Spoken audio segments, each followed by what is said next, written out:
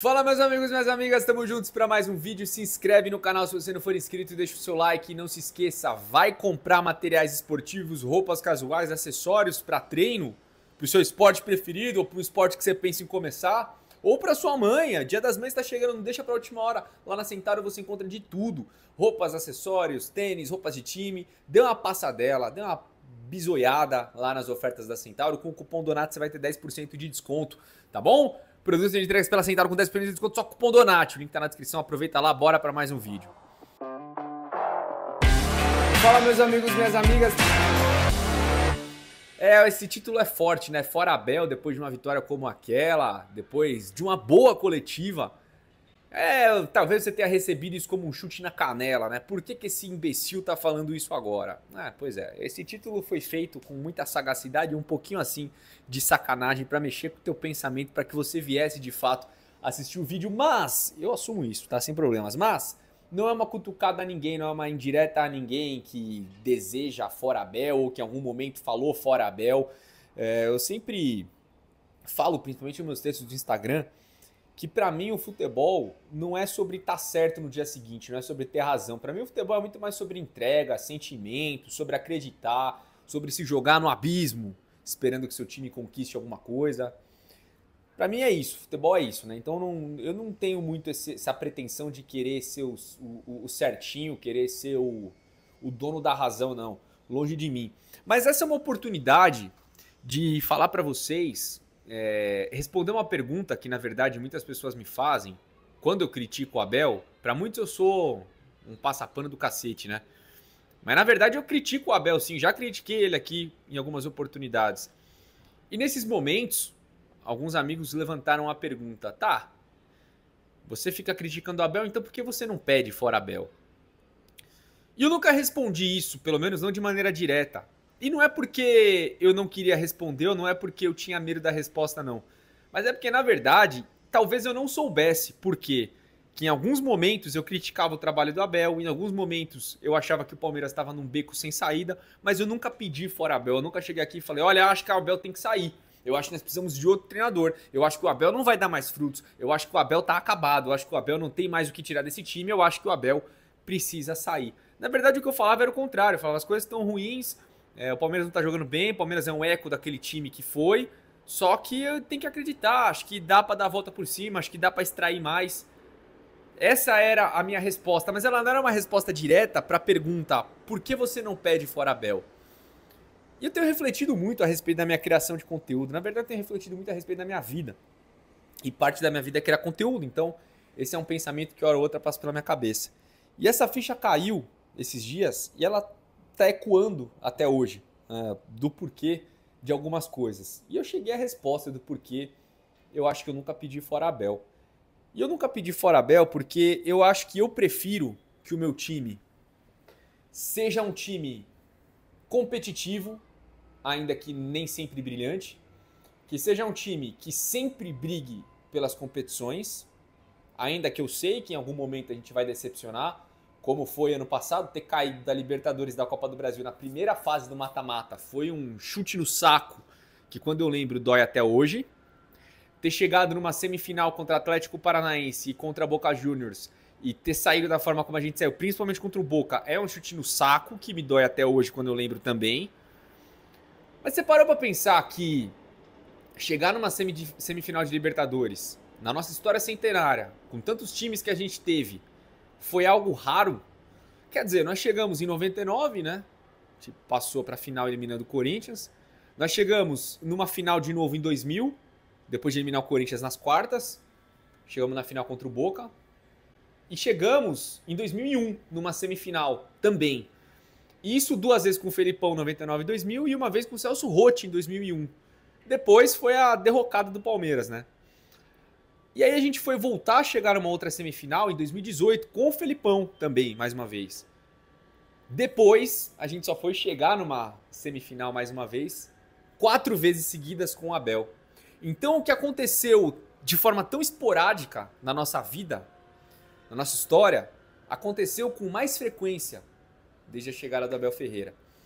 Em 2000, campeões. Em 2001, campeões. Em 2022, semifinalistas. Em 2023, semifinalistas. cara, ainda que a gente tenha desperdiçado oportunidades de ter empilhado um tricampeonato, na maior das hipóteses, um tetracampeonato, já pensou? Poderia ter sido possível, por que não? Por mais que a gente tenha perdido essa oportunidade, eu ainda acho que é melhor chegar lá. Por mais que a gente tenha perdido a oportunidade de um tricampeonato brasileiro, ano passado, mesmo não sendo brilhante, estando abaixo em diversos aspectos, a gente brigou até o final.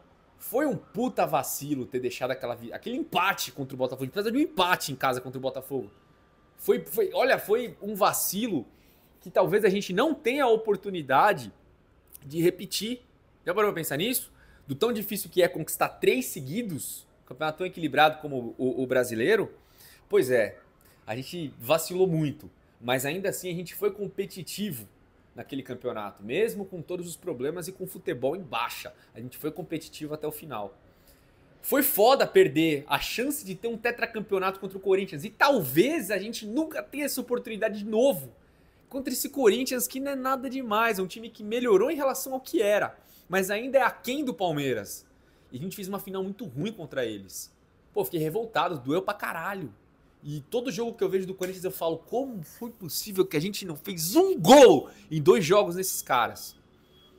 Me dói até hoje, é um chute no saco que me dói até hoje. Então, por mais que a gente tenha tomado diversos chutes no saco,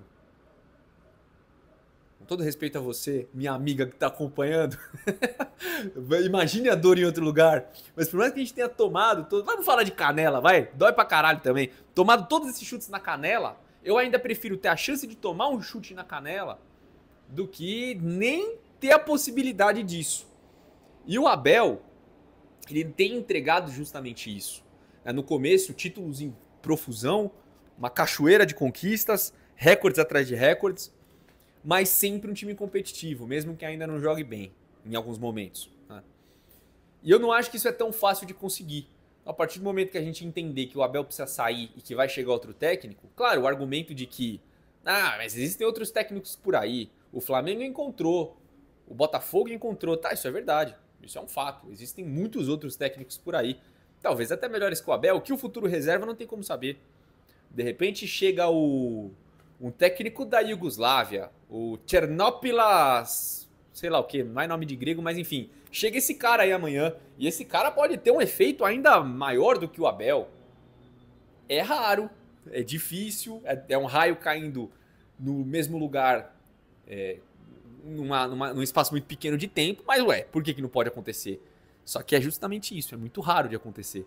Talvez a gente, enquanto palmeirense, você que tem a mesma idade que eu aí, 33, a gente nunca imaginava ver o que a gente tá vendo. E pode ser que quando o Abel sair a gente nunca mais veja.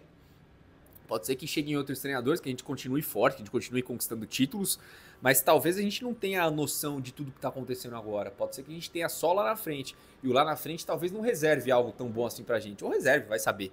Mas a parada que eu penso é a seguinte: o Palmeiras pode não estar jogando o melhor futebol, pode não estar passando pelo melhor momento, e não é sempre que a gente vai estar na crista da onda, nos cascos, com o time voando e batendo em todo mundo, como foi durante um bom tempo, né? Como foi durante temporadas em sequência. A gente vai passar por momentos embaixo, a gente vai conquistar títulos de forma não tão brilhante assim, mas ainda assim eu prefiro conquistar. E se não der pra conquistar, eu ainda assim prefiro disputar. Porque, cara, na moral, ganhar é bom pra caralho, mas aí também tem uma armadilha que nos afasta do amor que a gente sente pelo Palmeiras. Pelo menos comigo é assim.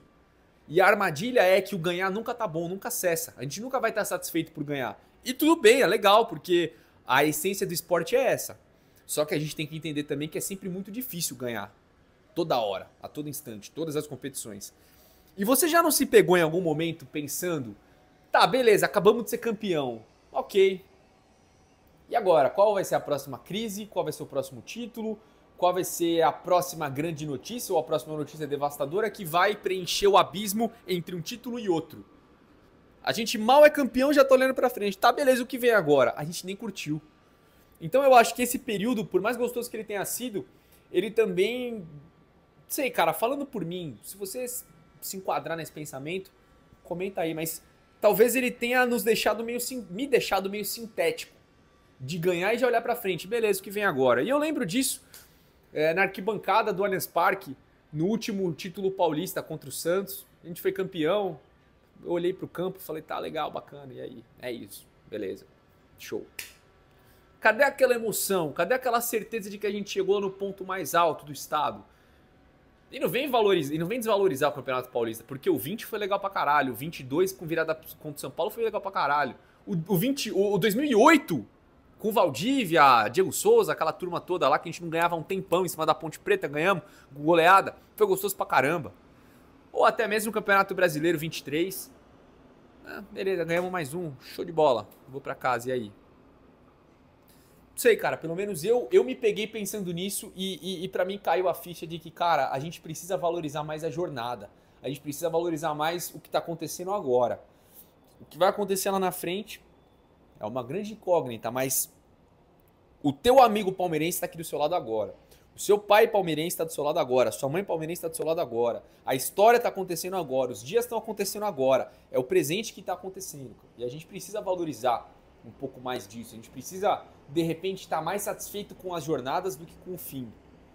Beleza. Acho que a reflexão foi para um outro caminho. Mas voltando para sintetizar o pensamento, eu acho que a parada é a seguinte.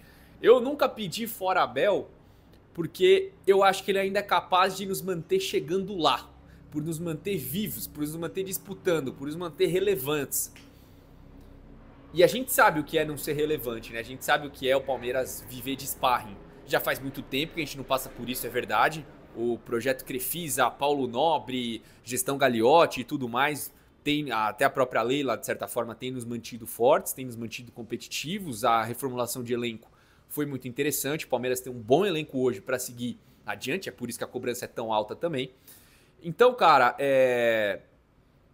eu não sei o que vem pela frente, mas hoje eu ainda tô satisfeito pelo Palmeiras estar sempre nas cabeças. E eu acho que isso pra mim, no fim das contas, é o que mais importa. Cara, se esse vídeo foi relevante pra você, se você tirou algo de proveitoso aqui, se, cara, eu toquei em algum ponto que você achou bacana, compartilha com a tua galera, manda lá pro pessoal. Sei que é um vídeo longo, é muito blá blá blá, mas é de coração. E eu não quero ter razão de nada aqui. Se você pensa diferente, pau no teu... Tô brincando, se você pensa diferente, vida que segue, não tem problema nenhum. Comenta aqui o teu ponto de vista. Eu só tô aqui abrindo meu coração. Tamo junto, um abraço, até a próxima, valeu e fui.